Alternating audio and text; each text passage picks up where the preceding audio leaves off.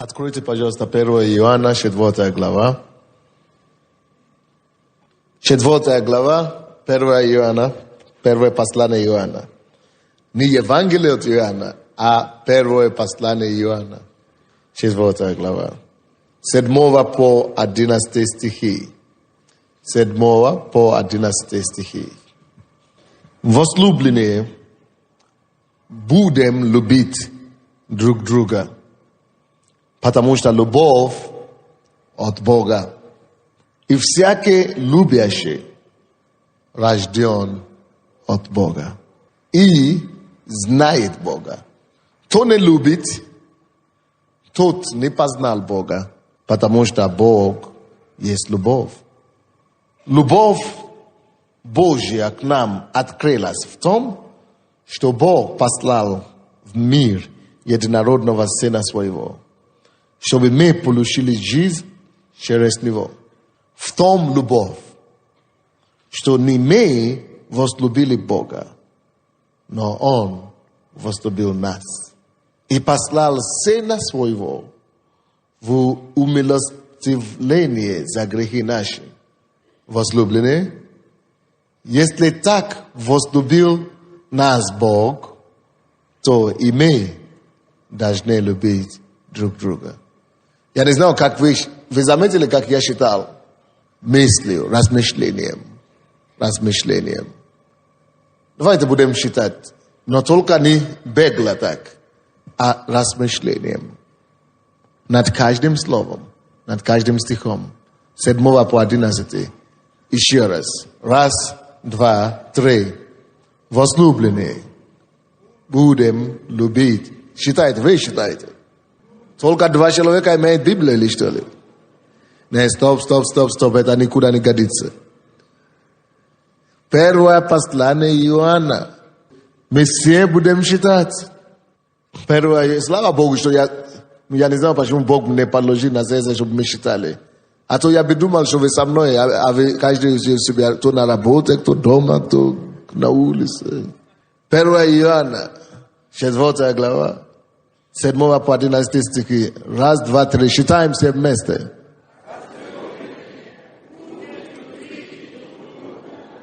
Потому что любовь от Бога.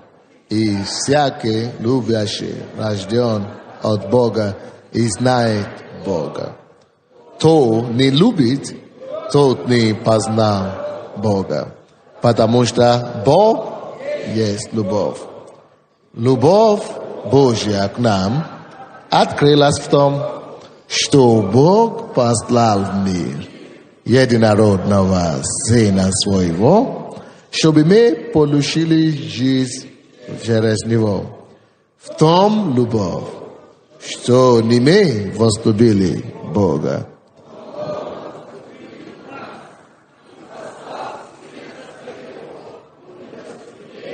За грехи наши возлюбленные.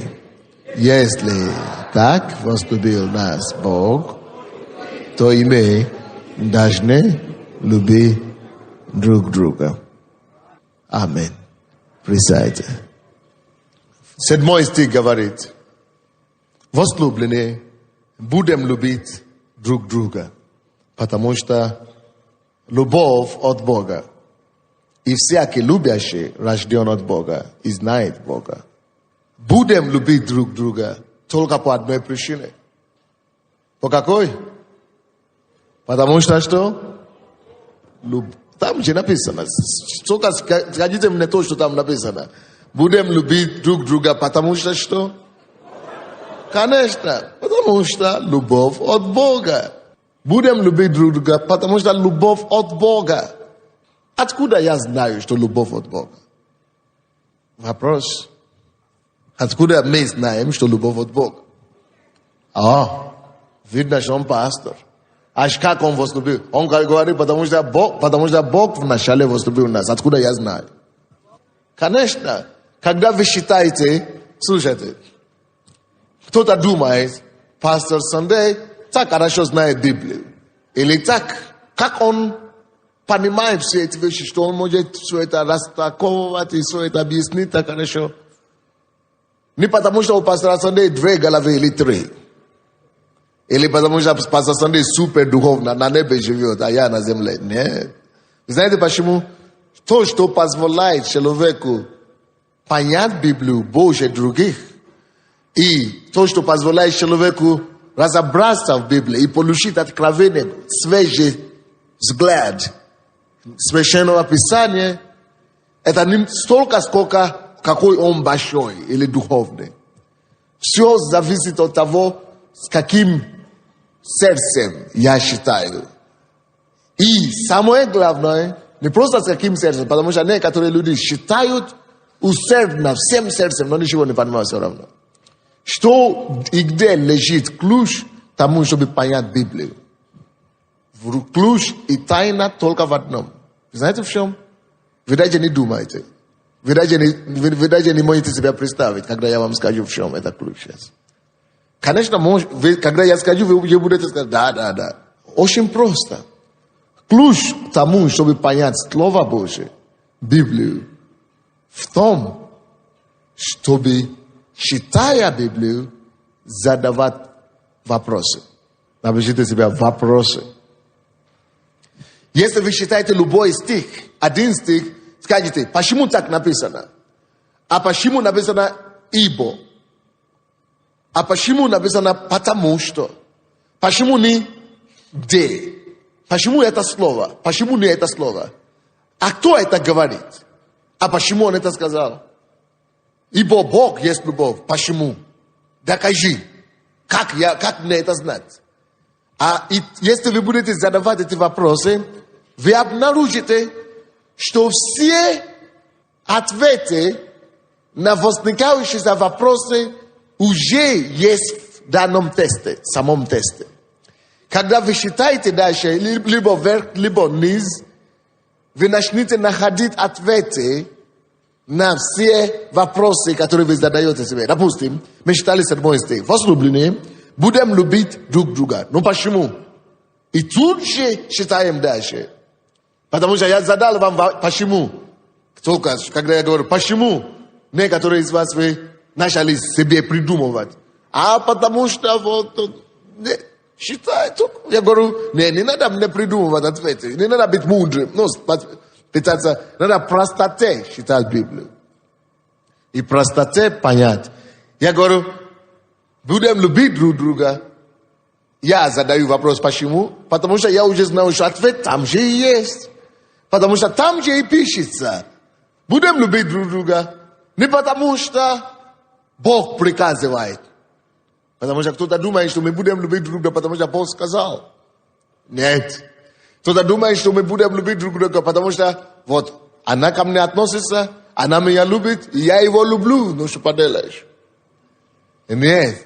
Не то, что мы будем любить друг друга, потому что вот эти ко мне относятся хорошо, я их люблю. А вот эти неважно ко мне относятся, и я тоже не знаю. Неважно к ним отношусь. Нет. Будем любить друг друга не потому что приказ, не потому что мы зомби.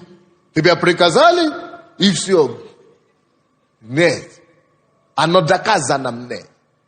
Оно понятно мне, почему я должен любить. Почему? Потому что там написано, будем любить друг друга. Почему?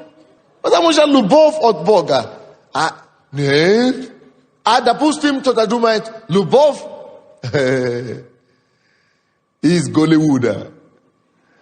Или любовь от романтики, от эротики, от секса, любовь от брака, от семьи, любовь откуда угодно, от того, что от отношений к женщине или к мужчине. Но здесь говорится любовь от Бога. Откуда мне это знать, что любовь от Бога? Я считаю дальше. Откуда? Докажи мне, что любовь от Бога. Ответ на этот вопрос, что любовь от Бога, я его не вижу в 8 стихе. Потому что в 8 стихе говорит, что кто не любит, то я его не вижу там. Я его даже не вижу в полноте в 9. Но я его вижу в 9 и 10 месте. Потому что в 9 написано, любовь Божья к нам открылась, что Бог послал в мир единородного Сына Своего, то есть любовь от Бога, Он послал в мир единородного Сына Его, чтобы мы получили жизнь через Него. Так, получается, Он послал любовь от Бога, Он послал чего? Он послал Сына Своего. Значит, Он любит меня, и Он доказывает свою любовь ко мне тем, что Он отдает своего Сына за меня. 9 стих. В том любовь, вот, тут уже гвоздь забивается. 10 стихе. Он уже все забивает гвоздь. Объясняет, уже все до конца объясняет нам. Что в том-то и любовь заключается, что не мы возлюбили Бога, то есть не по приказу, не мы вот такие оружия, что мы служим и любим Бога. Не мы, но Он возлюбил нас и послал Сына Своего в умилостивление за грехи наши. То есть Он пришел Его за искупление меня от моих грехов. Я вижу в чем любовь теперь от Бога. Любовь от Бога в том, что Бог любит, Он тем, откуда я знаю, что Он любит? Потому что Он видел меня погибающего, Он видел меня умирающего в грехе, Он видел меня идущего неправильной дорогой, и Он посылает своего единородного Сына. Он, по сути дела, отдает себе на смерть, чтобы меня искупить. Он отдает единородного Сына Своего за меня, чтобы я мог жить, чтобы я мог остаться жить, и чтобы мои грехи, чтобы за них мне не пришлось платить, чтобы мне самому не пришлось рассчитаться за мои собственные грехи. Он умер за меня, тем самым доказывает мне, что Он меня любит. Любовь, будем любить друг друга, не потому что это человек хороший. И это наша проблема, братья и сестры. Мы часто попадаем в это. Мы начинаем хорошо относиться к людям, которые к нам добрые. Но это не есть любовь от Бога. Вот я люблю людей не потому, что они хорошие, или они хорошие члены ко мне, или плохие члены церкви. Нет. Если я вот так люблю, это называется корыстная любовь. Но если я люблю только благодаря или потому что Бог возлюбил всех вот так, что Он отдал Сына Своего за и членов моей церкви, которые я очень люблю, и за членов другой церкви, которые я должен тоже любить, потому что Иисус тоже отдал себя за них, как и за меня, и как и за моих членов. И даже вы знаете, что я и должен любить неверующих вообще, которые в миру, или отступников, точно так же, как я люблю тех, которые ко мне ходят в церковь. Почему? Потому что из-за них Он умер. Из-за них Он отдал себя. Вот, если Он отдал себя за весь мир, значит, я люблю их не потому, что Он хороший или Он плохой. Я люблю Его, потому что Бог Его возлюбил. И кровь Иисуса, Сына Божьего, была пролита за Него. Как часто мы видим таких людей в церкви, которые говорят: вот я пошел в домашние группы, меня грубили там, или меня вот не так приняли, вот, или лидер, не то, или кто-то меня обижает, или кто-то обижал, или кто-то не так мне что-то сказал, или люди мне не поддержали. Поэтому я больше в эту домашнюю группу не пойду, или вообще больше в эту церковь не пойду, или где же и клубов, где же христиане. Слушайте, если мы еще так рассуждаем, мы не поняли Бога. Значит, мы младенцы до костей. Дети, ерунда. Будем любить друг друга. Почему? Будем любить друг друга. Почему? 7 стих. Потому что любовь от Бога. Моя любовь к ним должна быть благодаря Богу. Я должен любить Его из-за Него. Я должен любить вас из-за Него. Я должен любить вас, потому что Он вас возлюбил. Я должен любить вас, потому что любовь моя от Него, любовь от Бога. Моя любовь от него. А его любовь, которая идет от Бога, она не делает differences, она не делает отличия. Она не разграничивает, что вот это хорошее, это плохое. Любовь от него. Я его любовью люблю. Есть, конечно, человеческая любовь. Конечно, человеческая любовь, она имеет предпочтение, она имеет то, что предпочитает, или выбор. Но любовь, которая от Бога, сравнивает себе только с Богом. Я тебя люблю, потому что ты создан по Богу. Алло, парень, иди сюда. Честно скажи, сколько ты уже ходишь в эту церковь? 3 года. 3 года, да? 3 года. Сколько тебе лет сейчас? 20. 20. Ты когда-то слышал об этой церкви раньше? До момента покаяния нет. Вообще нет, да? А как ты раньше относился, допустим, к темнокожим? Так же, как и к белым. То и нет разницы, слава Богу. То есть на тебе ни за что обижаться. Но не важно. Допустим, он меня обижал раньше. Или до сих пор обижает меня. Это вчера, в воскресенье, были такие ребята, которые я встречался с ними из нашей церкви, которые обиделись на своих пасторов, на своих лидеров. Потому что не так, кто-то сказал, не так. Я смотрю. И за это, почему это не тоже наш дом? Почему это не тоже наша церковь? Почему они так говорят нам? Поэтому мы перестали ходить к ним в церковь. Или в домашнюю группу. Я улыбаюсь вот так. И они начали говорить такие вещи. Я говорю, но у меня не получается не любить их. А я их люблю, я чувствую, мне прет, я чувствую, прет мне вот это любовь.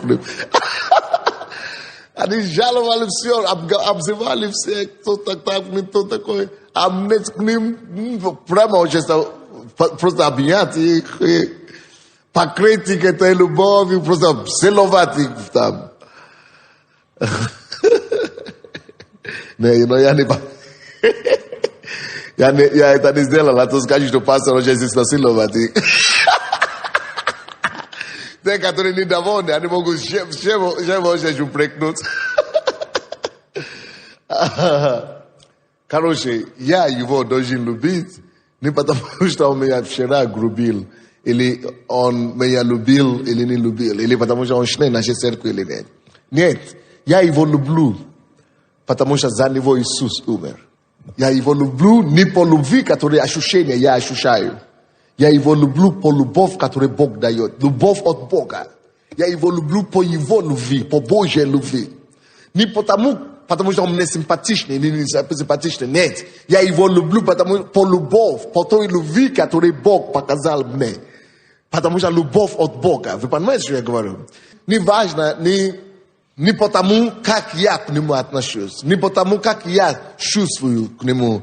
Даже если он мне даже не симпатичен, даже если он обижал, или он что-то сделал такое, но я люблю, потому что за него Иисус умер. Бог его любит. Я его люблю по его любовь. Любовь от Бога. Моя любовь должна быть откуда? Если всякая любовь, Божья любовь, настоящая любовь от Бога, настоящая любовь от Бога, значит, я люблю человека не потому, как я чувствую. Потому что вы можете слушать такие ерунды, как некоторые говорят, а мы муж и жена говорят друг другу, а мы разлюбили друг друга. Поэтому разведемся, разлюбили друг друга. Если кто-то вам скажет, что он разлюбил кого-то, это неправда. Серьезно. А? Значит, и не любил. Он говорит, значит и не любил. Тоже неправда. Был влюблен? Тоже неправда. И знаете, я объясню вам эту фразу. Разлюбил. Разлюбил ты можешь человека, которого ты и не принял решение любить. Ты еще не принял решение любить. Ты его можешь разлюбить только в одном случае. Если ты его не любил до того, а только пользовался ими, пользовался, брал, когда тебе надо, тогда ты можешь разлюбил. Потому что это не была любовь, что было. Это была, получается, влюбчивость или страсть. То, что заканчивается, ты говоришь, разлюбил, все, было и ничего уже нет. Это либо страсть. Что такое страсть? Это эмоция, жара, которая кипит. Нужда, короче. Удовлетворить надо срочно. А я вижу, что мне хочется. И это не любовь. Это использование называется. Это страсть или влюбчивость, когда, как спичка, она горела и утухла. Это не любовь. А любовь, я вам скажу, что это такое. Слушайте меня.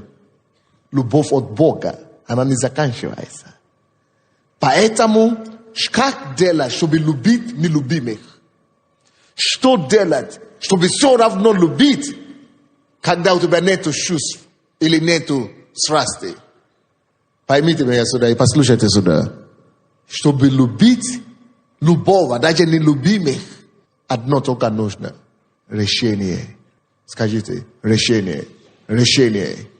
Еще раз. Решение. Человек принимает решение любить, потому что любовь не от тебя зависит. Любовь от Бога. Бог уже любит этого человека. Любовь от Бога. И ты можешь принять решение и присоединиться к Богу с Божьей любви. Прими просто решение, я хочу любить этого человека. И вы начнете любить. И чувства потом догонят. Чувства что? Догонят. Но любовь, прежде всего, это решение. Некоторые из нас, прежде чем мы начали любить людей, принимать. То есть любовь это принятие, и любовь это принятие решения, принять человека. Любовь это принять решение, принять человека. Если вы принимаете решение принять его и любить его какой он есть, любовь это решение. Я не имею в виду, что у вас появится страсть. Если вы любите человека, это не обязательно, что должна быть страсть. Все знают, что такое страсть. Страсть.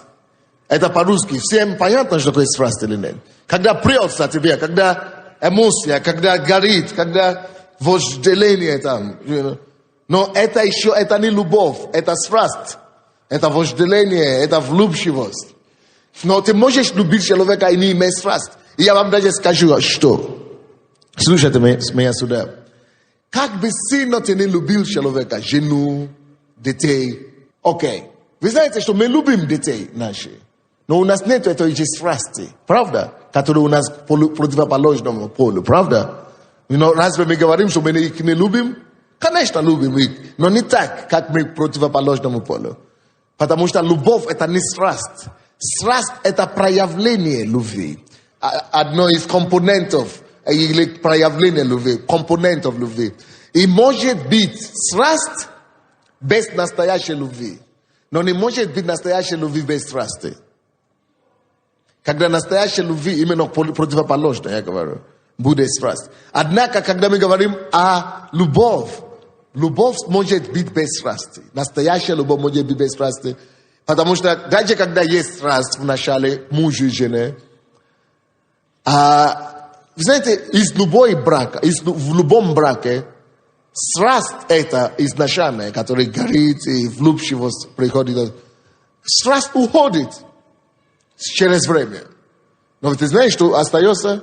Остается только фундамент любви. Глубокие корни любви. Страсть уходит, но любовь остается. А вы знаете, почему любовь остается? Потому что ты принял решение принять человека. Ты принял решение любить человека. Ты принял решение остановить твой взгляд или твою жизнь на этом человеке. Итак, страсть все равно уйдет. Вы знаете, что в миру происходит? Люди чувствуют, что страсть потерялась или страсть куда-то ушла и разводятся. И что они делают? Они женятся еще раз. А потом сразу опять уходит. И опять разводится. А потом говорят, у меня не складывается в личной жизни. Или все женщины плохой, или все мужчины плохой, крайности какие-то. Потому что они не познали любовь. Можно попробовать и познать чувства и страсть, и не знать любовь. Потому что любовь от Бога. Чтобы познать любовь настоящую, нужно познать Бога на самом деле. Однако, потому что любовь от Бога, и мы созданы по образу Божьему, каждый из нас имеет потенциал любви в себе. Потому что Бог есть любовь, а Бог есть любовь, и Его натура в нас. Поэтому каждый человек способен любить. Кто-то говорит, я не могу любить. Это неправда. Кто-то говорит, меня не любят. Это неправда. Потому что ты создан по Богу. Бог есть любовь. Любовь есть Бог. Поэтому есть раз ты создан от Бога. Поэтому каждый верующий, неверующий, каждый способен любить. Но беда приходит, и когда человек, потому что он использует потенциал этой Божьей натуры, которая в нас, чтобы влюбляться или любить, испытывая страсть любви. А потом, когда уже заканчивается страсть, он не познал настоящего автора любви. Что такое любовь, саму любовь. И поэтому он растирается, он начинает искать еще раз любовь. Заменитель, и начинает искать. Потому что он не познал, что, слушай, любовь это то, что внутри. Это то, что решение мое. И даже когда страсть уходит, это вот решение, фундамент стоит. Я люблю его. И поэтому некоторые люди говорят, а я пришел в церковь, мы были с мужем на разводе, или в разводе, и мы оба покаялись, но мы не хотим друг друга вернуться. Почему? Потому что мы любим друг друга. Это неправда на самом деле. Это обман. На самом деле нужно только ваше решение. Если ты примешь решение любить этого человека, удивительно, как твои чувства могут согласиться очень быстро. Вы посмотрите, некоторые из нас, посмотрите на людей, на любого человека. Первый раз, когда вы видите даже женщину или мужчину противоположного, вы даже никогда не обращаете внимания. Редко бывает, когда любовь с первого взгляда. Это в основном не любовь, может быть влюбчивость. Но обычно любовь приходит к нам, к людям, когда мы начинаем с ними общаться. Мы начинаем любить их.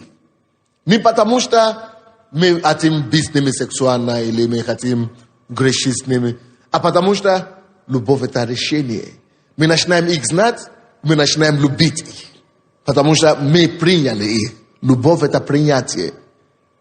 Когда мы принимаем, мы любим. Когда мы не принимаем, мы не любим. Ты можешь принять решение любить. Даже так бывает иногда. Человек, который, даже в миру и вообще в жизни бывает, что ты никогда не думал, что ты влюбишься в этого человека. Первый раз, когда ты его увидел. А потом через какое-то время чувствуешь, что, слушай, у меня чувство появляется к нему. И вроде бы я не думал об этом, но появляется. Потому что ты принял его. Принятие дает любовь. То есть любовь это принятие. Любовь это принятие. Когда ты принимаешь, ты начинаешь любить. Ты можешь любить, если ты хочешь. Любовь это решение. Потому что любовь от Бога. Любовь, слава Богу, что любовь от Бога вообще-то, я вам скажу. Потому что если бы любовь от моих чувств только, я бы сказал, но у меня нет любви, все. Но не пришло чувств. Дорогой, не ври. Потому что любовь от Бога, не можешь говорить, что любовь, у тебя нет любви, все. Любовь от Него, прими решение. Эту любовь принять, это любовь, будешь любить человека. Прими решение, любовь не от твоих чувств, не от твоих ощущений, не от того, как он себя ведет, а вот он так себя ведет, я не могу его любить. Неправда. Любовь-то от Бога. Если ты примешь решение его любить, ты будешь любить без проблем. Однако, когда речь идет о любви для свадьбы, или для, того, чтобы создать семью, тут надо уже не только решение не достаточно. Потому что сейчас я боюсь, что ребята пойдут отсюда сегодня и скажут, да? Я принял решение, ты будешь моим мужем, или я принял решение, ты будешь моей женой, и все. Не, успокойтесь, сейчас. Давайте я принесу баланс чуть-чуть тут. Когда речь идет о том, чтобы жениться, нужно выше уровня любви. Допустим, я люблю людей в церкви и во всем миру. Это не значит, что я хочу жениться на них. Но это нормальная любовь. То есть я люблю их. Но если я хочу жениться, во-первых, я должен молиться и получить ясность в духе, в моем сердце. Я должен получить вожделение Бога. Что вот этот человек, я должен почувствовать это как-то, что это мой муж. Или это моя жена. Вот это мой. Вот это человек. Ну, это называется откровение от Бога. Вы знаете, почему нужно от Бога получить? А потому что только Бог знает завтра. Я-то не знаю завтра. Я вижу его, он симпатичный, вроде бы нормальный. А вот каким он будет через... Кто его знает, если он запьет послезавтра? Ну, через 10 лет. Или через 15 лет. Или через 20 лет запьет. Сорвется. Никто не знает. Поэтому я-то знаю, что он мне нравится, хорошо выглядит, но это еще недостаточно, чтобы пойти делать предложение. Что нужно, чтобы сделать предложение? Надо молиться Богу. Покажи мне. У Бога есть десятки способов, как показать нам, что это наш или нет. Во-первых, это через вождение Духа Святого или чувства, которые Дух Святой вкладывает внутри тебя. Не чувства, а как бы ты внутри просто знаешь. Иногда, вы знаете, что мне надо выйти. Или на автобус. Именно сейчас надо стоять. Или мне надо, вернуться домой. А ты знаешь, что никто не должен быть, никого нет дома, и никто не придет. А ты чувствуешь, мне надо идти. Потому что Дух Святой тебя, это называется внутреннее руководство. Внутреннее свидетельство. Вот это внутреннее руководство или свидетельство есть у каждого из нас. Ты не можешь объяснить головой, почему именно такое решение ты принимаешь, но ты знаешь, что именно оно и правильно. Вот это один из способов, как Бог нам говорит. У меня есть книга «Как слышать голос Бога». Можно купить. Иногда Бог может использовать сон или откровение какие-то сверхъестественное. Но нужно каким-то образом слышать, чтобы вы знали, что это не просто я придумал. Не просто потому, что оно мне нравится или он мне нравится. Я знаю, что сверхъестественно как-то это есть у меня, что вот он или она. Это во-первых, если речь идет о свадьбе. Второе, что нужно делать еще, что нужно знать. Потому что если Бог тебе сказал, что ты уже получил откровение, что это мой муж или это твой жена, это моя жена, если ты уже принял это решение, если Бог тебе сказал и дал такое откровение, это все равно еще и недостаточно, чтобы жениться. Некоторые люди выходят замуж или женятся на других людей только потому, что они получили откровение от Бога, что он мой муж, но он или она моя жена, но он ей не нравится. Допустим, он не любит лысый и низкий человек. А этот и лысый, и низкий. И потому что тот говорит, что Бог сказал. Он говорит, Бог же сказал. Если Бог сказал, что поделаешь, никуда не денешься. И я пойду, значит, и выйду замуж. А потом вышла уже замуж. А потом все время начинает упрекать мужа, что ты такой низкий, ты такой лысый, ты такой... Ты не как то, Андрея, ты не как то, Саша. Или наоборот. Когда я сделал предложение босса, я занимался спортом. Я был такой, как спортсмен, одни месяцы. Не сейчас, тогда я занимался. И я думал, что это наоборот будет впечатлять. Не угадал это дело. Оказывается, она из таких, которые вообще не любят это, когда одни месяцы. Если ты хочешь быть моим мужем, надо выбросить это дело. И приходится перестраиваться. А? Лысый не перестроится. Но что я имею в виду? Допустим. Хорошо, другой пример будет. Вот, допустим, ребята, допустим, говорят, вот Бог мне говорит, что она будет моей женой. Но она вот такая худая слишком. Мне не нравится худая. Если бы не нравится, не делай ей предложение. Или вот она такая у нас полная, такая, не люблю. Не люблю полный. Но если ты не любишь, пожалуйста, не спеши. Почему? Потому что то, что Бог тебе это сказал, это еще не есть основание, чтобы сделать предложение. Есть еще два условия, которые должны выполниться. Во-первых, второе условие, ты должен любить этого человека. Ты должен любить. Должна быть любовь. Ты должен чувствовать, что я не могу жить без него или без нее. Вот я не могу жить. И я сделаю все, я отдам жизнь за нее, если надо. Или за него. Я не могу, это моя жизнь, все. Я люблю этого человека, все. Я отумру, все. Ты должен любить человека. И третий, потому что некоторые говорят, особенно женщины, но я его пока не люблю, но я думаю, выйду замуж, а потом все это придет.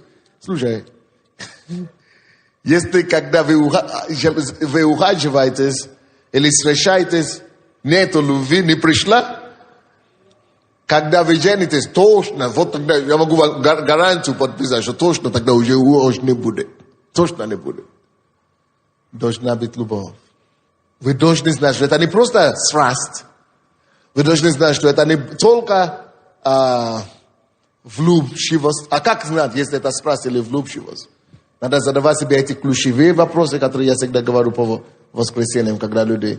Если с ним случится что-то, он попадет в аварию, будет инвалидом, буду ли я еще его любить? Смогу ли я его продолжать любить через 20 лет? Если он станет лысым, или он будет полным, буду ли я еще его любить? И то же самое с девушками, ребятами.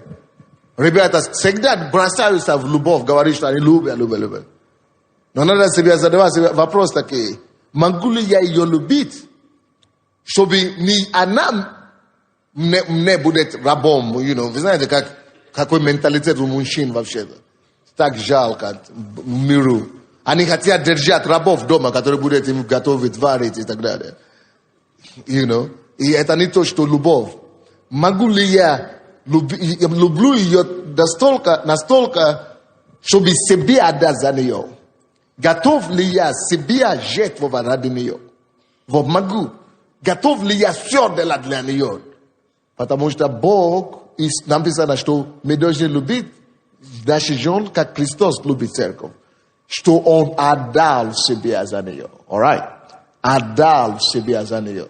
Это значит жертвовать собою, даже до смерти.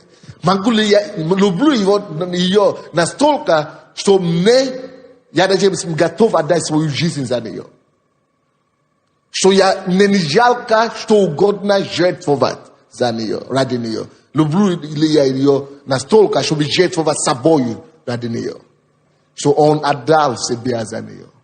Какая-то девушка сейчас думает, не, я не думаю, что кто-то меня может так любить, чтобы отдать себя за меня. Не, меня такое точно не будет. Не слушай, будет. И это не потому, что ты красивая или ты такая. Это потому, что любовь пришла. Потому что когда эта настоящая любовь приходит, если он действительно любит, если Бог положит эту любовь в его сердце к тебе, он это сделает. Он отдаст тебе за тебя. Это не зависит, ты красивая или ты не красивая, ты худая или полная. Это не от этого зависит. Просто любишь человека и все. И мужчины должны задавать себе эти вопросы. А если она не будет рожать детей, допустим? Буду ли я еще ее любить?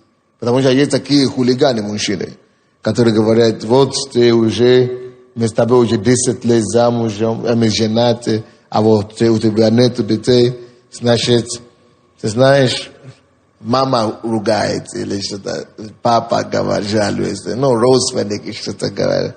Поэтому ты иди к маме, а? Знаете, есть такие, вы думаете, что это шутка? Серьезно, я сам встречал. Есть такие, это не серьезный мужчина. Это вообще не мужчина. А это просто какой-то, ну как называется? Ну некрасивое слово, не надо. Да, не надо. Но ничего.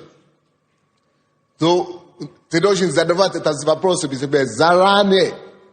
Допустим, ты должен задать себе такой вопрос, допустим, а люблю ли я ее на самом деле настолько, что даже если вдруг она родит ребенка, и не дай Бог получит травму или что-то с ней случится, инвалидность, могу ли я ее так сильно любить?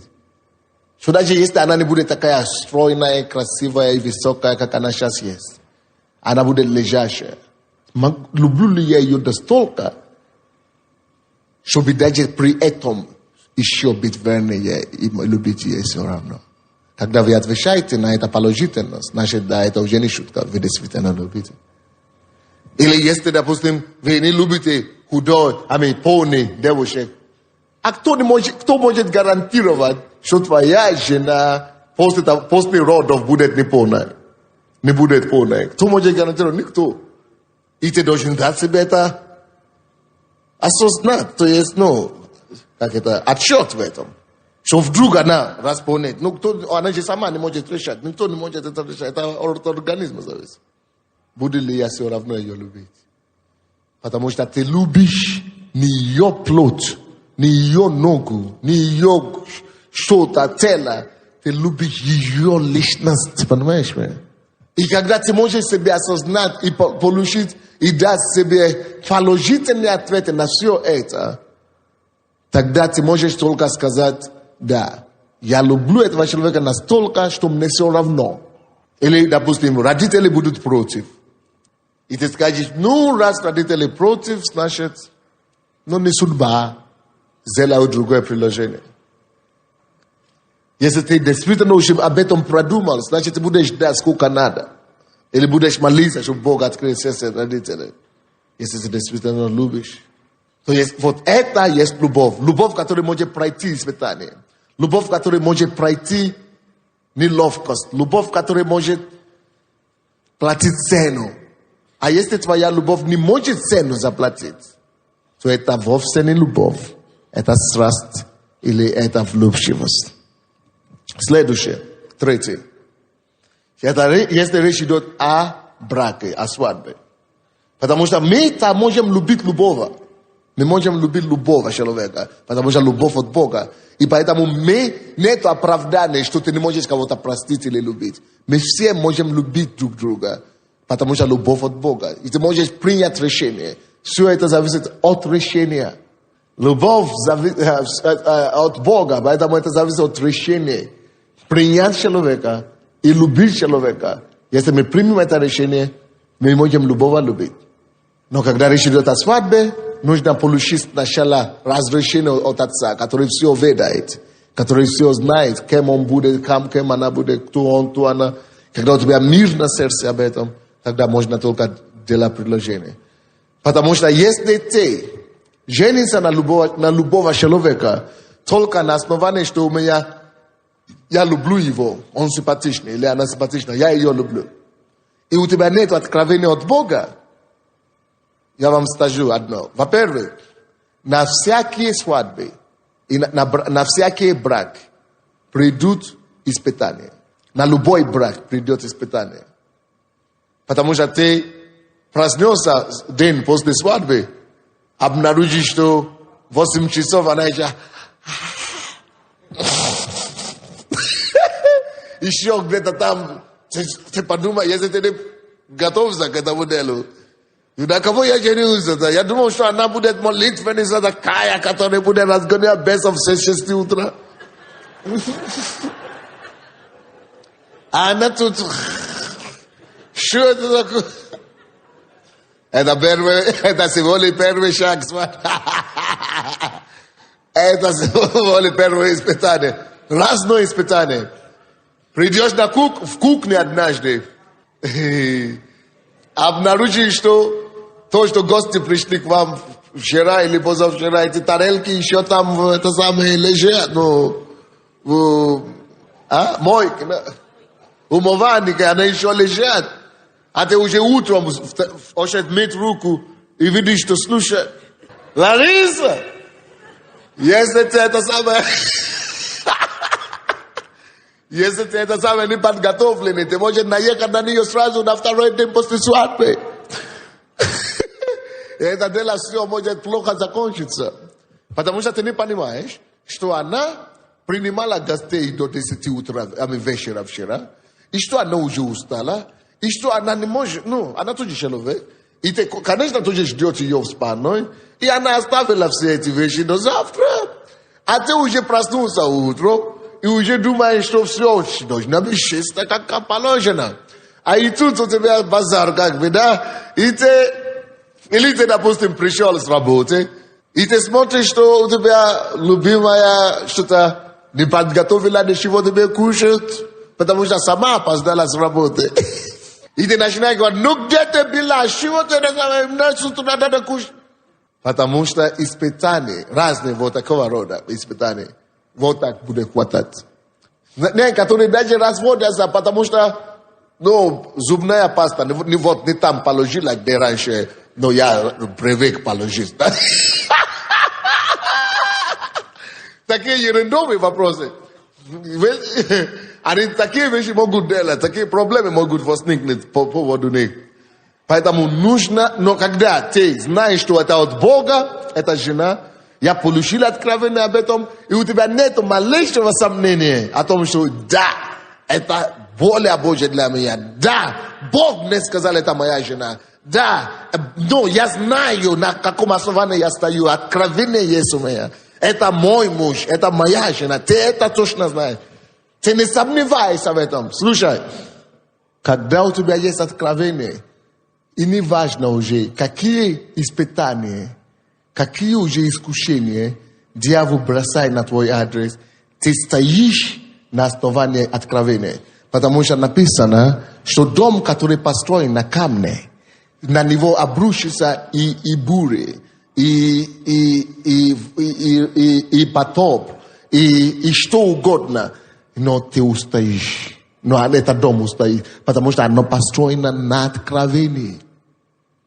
Даже если измена произойдет в вашей семье, ты простишь. Ты говоришь, ты простишь. Почему? Потому что ты знаешь, что есть слово откровения, на котором ты стоишь. Это все равно мой муж или моя жена. Это другое дело, если это муж или жена не хочет, как сказать, не хочет перестать жить в грехе. Но если произошло, я говорю, если то есть такие вещи. Я, допустим, я себе представляю такое, если задаю себе такой вопрос, ко мне в голову даже не пришло бы, чтобы развестись. Потому что Иисус, я сколько сам раз предал Иисуса, сколько раз я разочаровал Бога, сколько раз Он меня прощает. Даже в голову мне даже не пришло отправить или развестись. Это ерунда. Простить, потому что я тоже был прощен Богом. Но это только когда у тебя есть слово, ты знаешь, что ты можешь стать на это слово. Но, послушайте сюда, иногда некоторые люди женятся на основании слова откровения другого человека. То есть, ребята, мужчины могут сказать, вернее, женщины говорят, а я согласна выйти за него замуж, потому что у него он сказал, что Бог ему сказал. Если ты выйдешь замуж только потому, что Бог ему сказал, а Бог тебе ничего не говорил, когда испытания придут, тебе не будет ничем ответить сатана. Потому что ты скажешь, это будет как Ева. Это Адам имел слово от Бога, слово откровения, у Евы не было. Это когда искушение пришло, она не могла противостоять. Поэтому у мужа и у жены должны быть откровения. Если, какой бы он ни был, даже если он пастор, какой бы он духовный не был, если он сказал, Бог ему сказал, а тебе, как девушка, Бог тебе еще ничего не сказал, Скажи ему, иди гуляй, дорогой пастор. Пока Бог мне не скажет, иди гуляй, ну все понятно. То есть Бог должен ему сказать и ей сказать. Должна быть откровенность с обоих сторон. Окей. Но третий, если речь идет о свадьбе, о браке, чтобы жениться. Я не знаю вообще, зачем я все это говорю сегодня. Я же не о браке проповедую. Я о любви в домашней группе вообще. Как я туда добрался, я сам не понимаю. А? Надо, да? Серьезно? Ну, а раньше поехали.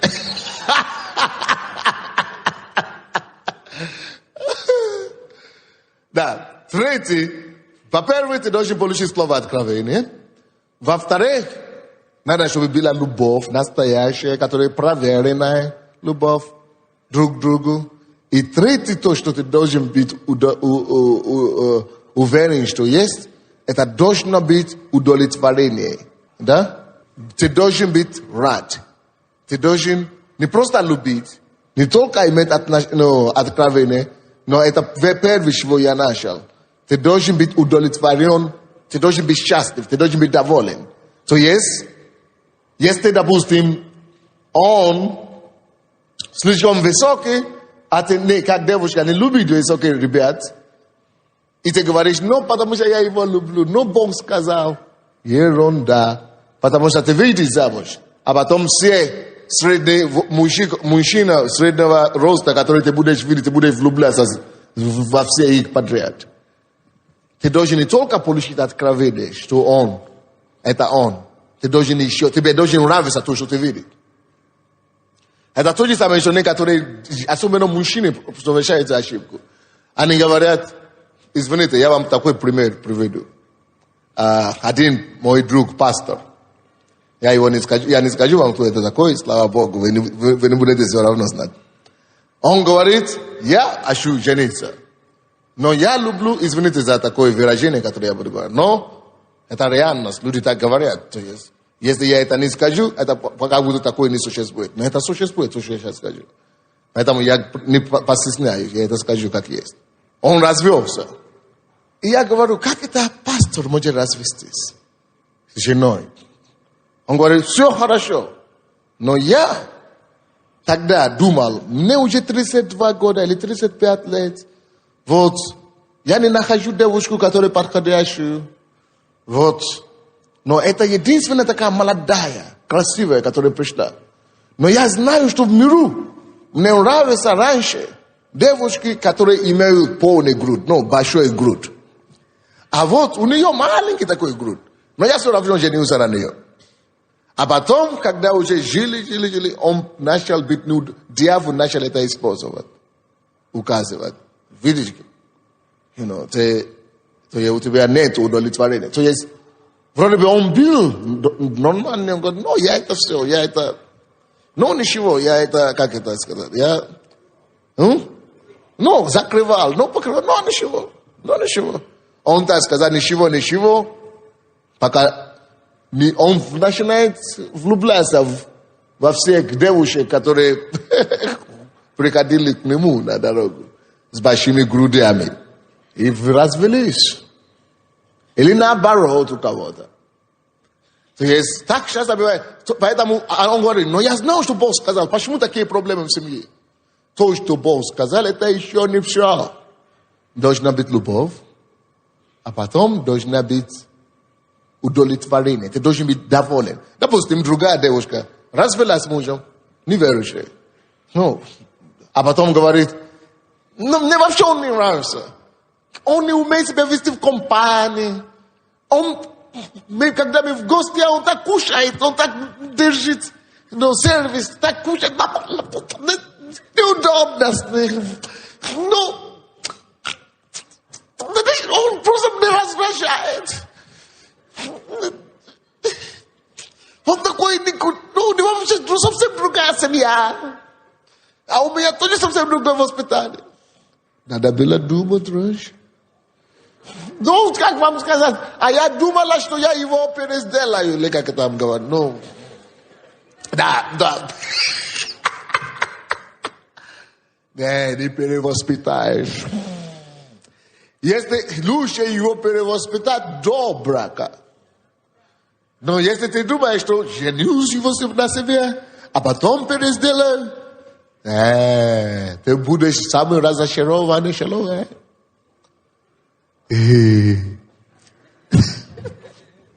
Takže kromě vazděně Ducha Světého, kromě любовь, которая должна быть между вами, должна еще быть удовольствие, удовлетворение. Ты должен быть доволен то, что ты видишь. Ты должен сказать, мне все нравится. Вы должны нравиться друг другу. Вы должны говорить, что не просто люблю, но еще нравится. Кто-то говорит, я люблю его. Или я люблю ее. Но она такая полная, 90 килограмм. Но я не могу. Но я женюсь, потому что я все равно люблю ее. Слушай, все равно любишь? Хорошо, пока 90. А потом через 2 года 120. Все равно, да? Ну, хорошо. Но мужики страдают от таких вещей. Они могут страдать внутри, так не рассказывать никому. Но он страдает. Поэтому надо было и думать до того. Это реальная жизнь, я вам говорю. Поэтому есть любовь от Бога. Мы можем любить людей всех. Но если ты собираешься провести всю жизнь с кем-то, всю жизнь причем, то надо хорошенько подумать чуть-чуть. И это все висит. Свесит все это, свесит. А потом Бог благословит. Иногда есть некоторые вещи, когда ты думаешь, не нравится, но у тебя настолько сильная любовь к этому человеку, что ты готов не обращать внимания. Хорошо, но тогда у тебя должна быть такая сильная любовь, чтобы ты даже не заикался об этом. Потому что есть некоторые мужья, которые женились, а потом начинают гонять своих жен от физкультуры или от, как это называется, от спортивного зала в спортзал, от гимназии к каким-то, он начинает мучить девушку. Какой ты, как тебе назвать? А? Тиран какой-то. А? Саддам Хусейн другой. Буша надо послать тебе.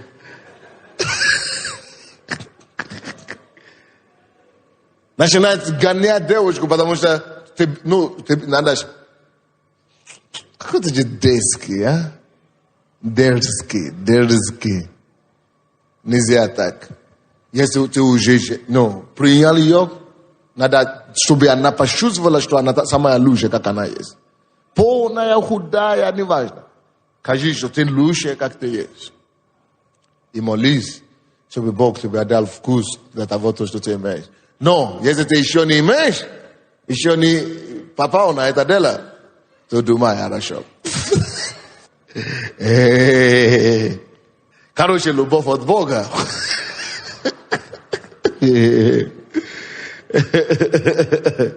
Да. И мы должны любить друг друга. И домашняя группа, и церковь, это должно быть место, где мы развиваем любовь и учим друг друга любить друг друга. Это церковь и домашняя группа, это место, где мы развиваем любовь друг к другу, и где мы поощряем друг друга любить друг друга. Давайте преклоним голову, будем молиться. Господи, мы просим, чтобы Ты дал нам разумение в любви. Что мы можем любить людей, мы можем любить друг друга. И не обязательно кто нам нравится, не обязательно того, кто к нам хорошо относится. Но мы можем любить людей, потому что любовь от Бога. Потому что мы любим Тебя, и мы можем любить людей. Поэтому мы просим, чтобы Ты дал нам прощение и любовь ко всем людям. Именем Иисуса Христа. Мы просим Тебя, Господь, дай нам чувство любви, чувство ответственности, чувство принятия, чтобы мы могли принять это решение любить людей, заботиться о людях. Помоги нам, Господь, в этом. А для тех людей, которые еще не женились и планируют жениться или выйти замуж, мы молимся, Господь, чтобы Ты дали им разумение, открыли им глаза, чтобы они видели. И чтобы, Господь, Ты сам открывал глаза к праведным людям друг друга. Мы благословляем Тебя, мы благодарим Тебя, Господь, что Ты слышишь нас. Во имя Иисуса Христа. И весь народ Божий сказал: Господь, именем Иисуса, мы благодарим Тебя за сегодня. Сохрани нас, когда мы сейчас разойдемся. Веди нас Твоим Духом. Пускай Твой свет явится через нас. Дай нам благодать ходить в любви близким, друзьям и действительно распространять Твою жизнь окружающим. Будь прославлен, Господь, во имя Иисуса Христа. И весь народ Божий сказал: Аминь. Будьте благословенны.